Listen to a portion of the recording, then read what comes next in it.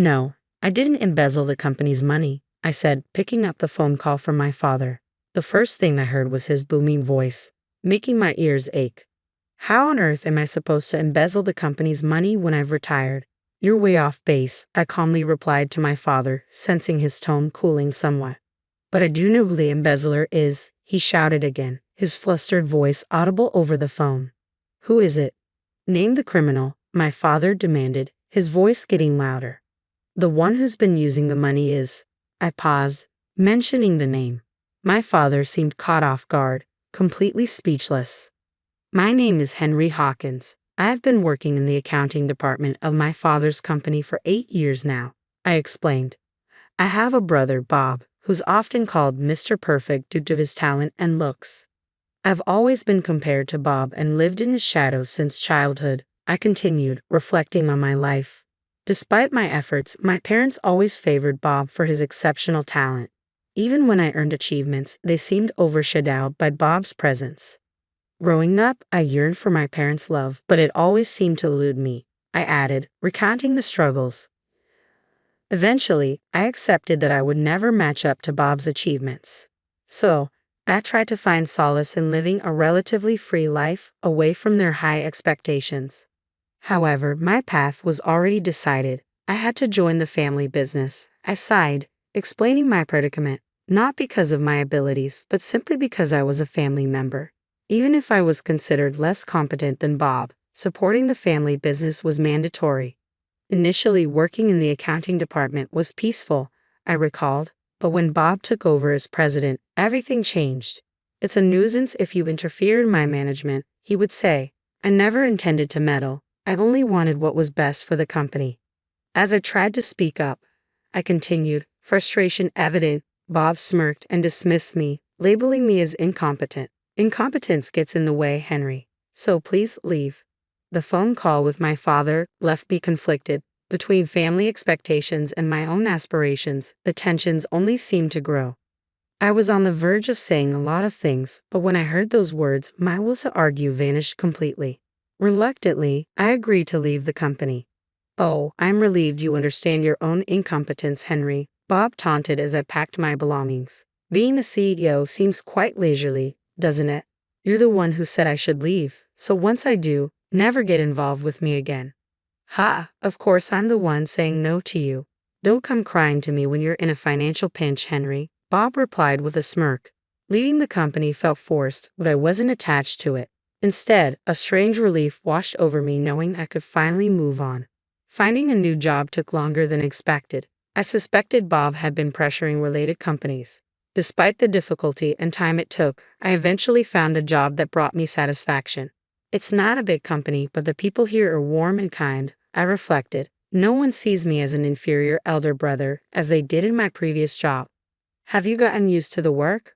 A woman peered into my face as I focused on the computer, showing a kindly smile. She was Sonia Smith, the CEO's daughter of this company.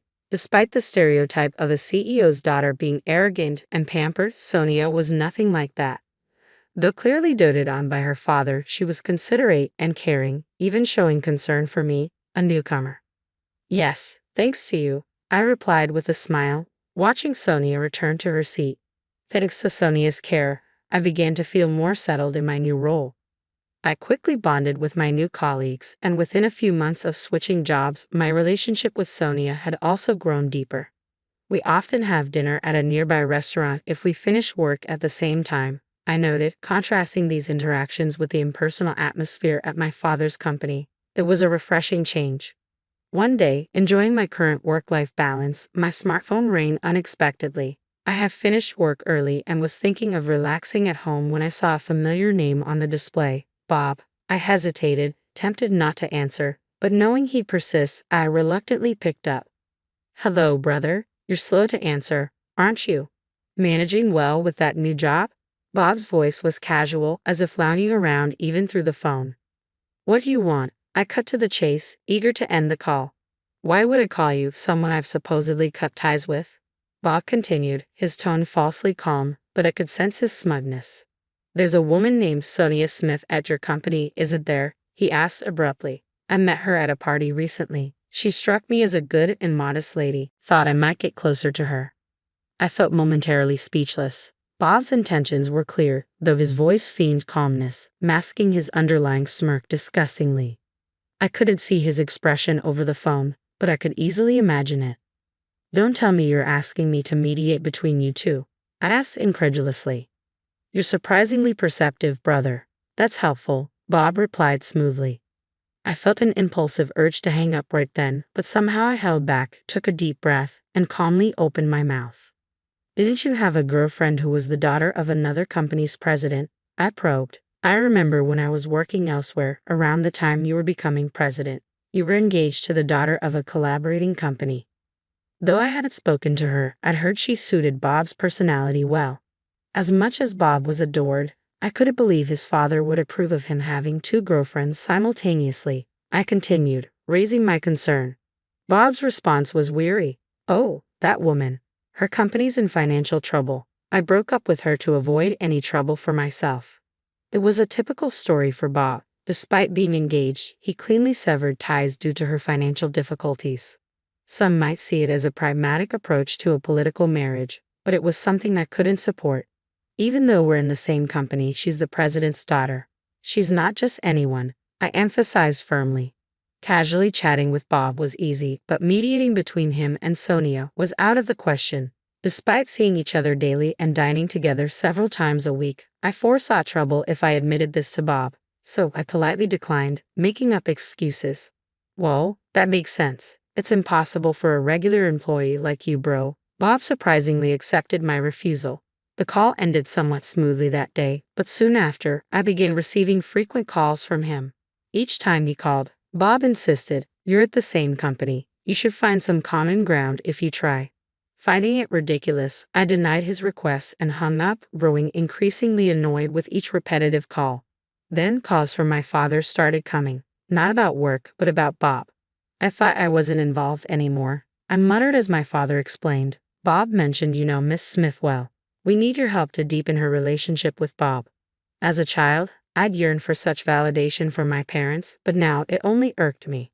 "I can't do that," I responded tersely, feeling only annoyance listening to my father's reasoning. I ended the call abruptly without saying more. One day, amidst the persistent calls from Bob and my parents, Sonia invited me to dinner after work. To be honest, I was grateful for Sonia's invitation, as it provided a welcome respite from the persistent calls from my parents. We decided to dine at our usual nearby restaurant. Once the food arrived, Sonia looked troubled as she began to speak. "Have you been in touch with your brother lately?" she asked, her concern evident. I had previously shared with Sonia about my family dynamics and why I had changed jobs. Despite knowing I wasn't on good terms with Bob, her sudden question left me uneasy. "Did my brother do something?" I inquired cautiously. "Well, yeah," Sonia admitted. "I guess there was an incident. Bob mentioned they met at a party." I felt a twinge of discomfort hearing this, but the immediate issue was Bob's persistent calls and the possibility he might be disrespecting Sonia. As I voiced my concern, Sonia peered intently at me. "Oh, what?" I asked, thrown off guard. "You don't look much like brothers, do you?" Sonia observed, her words stirring childhood memories. "The younger one is outstanding, but the older brother is not so much," she continued, reflecting on the differences between us. "They don't look like brothers at all." These words echoed sentiments I had heard repeatedly from various people, a reflection of the stark contrast between Bob's success and my more modest achievements. Unpleasant memories flashed through my mind, memories of similar comments from my parents and others. But I brushed them aside, focusing on Sonia's advice. "If you're open to advice," she suggested gently, "you should consider distancing yourself from Bob." I knew it wasn't my place to interfere, but I felt compelled to speak up. Since changing jobs, Sonia had been kind to me, and I didn't want her to be unhappy. That's why I spoke, but to my surprise, Sonia responded, "I feel the same way." She smiled warmly and took a sip of water. "I'm not particularly interested in getting close, but my father is concerned." "Hey, do you know a secret?" she whispered conspiratorially. I was taken aback, but I replied cautiously, "Is it related to what I know?" "Who knows? It might be a different story," she replied with a smug smile. Several weeks after our dinner together, my phone rang. It was my father. Our contacts had been sparse lately, so I assumed he was too busy to deal with me. "Hello, Dad. I can't mediate," I started, but before I could continue, he cut in sharply. That's not why I called today. Have you embezzled money from our company? His sudden accusation caught me off guard, and his yelling stunned my ears. I briefly considered shouting back, but I understood the gravity of the situation. How could I, having resigned, embezzle company money? That's a ridiculous accusation, I retorted, trying to keep my composure. Well, but my father's voice faltered, then calmed somewhat. I sighed heavily, steeling myself for what I had to say. But I know who the embezzler is. What? Who is it? My father's voice rose again, demanding the culprit's name. His authoritative tone intensified the ache in my ears, but I knew I couldn't delay any longer. It's Bob, I stated firmly. What did you say? When I uttered Bob's name, my father was completely speechless, caught off guard as if he hadn't anticipated this at all. It's not surprising he chose the younger son, Bob, who is more competent, to be the CEO of the company. I began, reflecting on the situation, but I never expected that Bob would be embezzling company funds. I had become aware of this while still working in the accounting department. Initially, the amounts were small, easily overlooked, but they grew bolder over time. Before I knew it, a substantial sum had been embezzled, and the only person who could have done it was Bob, now CEO. There's no future for the company at this rate, I thought grimly. It's on the brink of collapse. Bob must have realized that I knew about his embezzlement, which is why he forced me to quit abruptly. I continued, anticipating my father's disbelief. If you look at the accounting documents I left, it'll become clear. Do you want to see the evidence I've gathered? I'm prepared to sever ties, but I kept copies of everything for a reason. My father, who moments ago had said he couldn't believe it, fell silent at my words. But that's not all, I pressed on. The money he embezzled is being used for an affair with a married woman. A married woman? My father's voice shifted from surprise to utter exhaustion. This was news to me as well, I admitted. Sonia told me about it during one of our dinners together. The CEO, who cares deeply for his daughter, found out and is furious with Bob, especially since he's always around Sonia. At this rate, the company is headed towards bankruptcy, I concluded, knowing this was likely the first time my father was hearing the full extent of the situation. I heard a weak voice from my father, and I listened silently as he spoke. Can you help me out with some funds? Can you talk to the president of your company for me? If we can form a partnership with the Smith Group, we can turn our company around. He sounded as if he had just come up with a brilliant idea. In reality, I knew that partnering with the Smith Group was likely the only way to save our struggling company. Yet as my father asked for help over the phone for the first time, I felt an overwhelming sense of indifference. I'm sorry, but I can't, I replied calmly. I've already severed ties with all of you. What? My father's voice rose in disbelief, but I ended the call before he could finish his sentence. After that, my father and Bob called me repeatedly, but I blocked their numbers, finally freeing myself from the constraints of my family. It felt even more liberating than I had imagined. In the end, Bob went bankrupt not long after. He was left with debts, and my parents, who had always treated me as incompetent, were now being pursued for repayment. Do you ever worry about your family? Sonia asked curiously as we shared a pasta dinner after work. Since that incident, I felt closer to Sonia than ever. We spent almost every day together now, and I knew I needed to gather courage soon. No, I'm fine, I replied with relief. I'm relieved to hear that, Sonia said with a smile. I'm really glad you're nothing like your brother. What do you mean by that? I asked, pausing to drink some water. It means you're not like him, Sonia replied with a mischievous grin.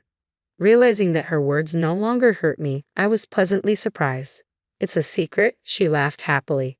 Watching Sonia like that, I felt an even stronger desire to spend more time with her to protect my current company and Sonia. With that thought, I made a firm resolve to continue working hard,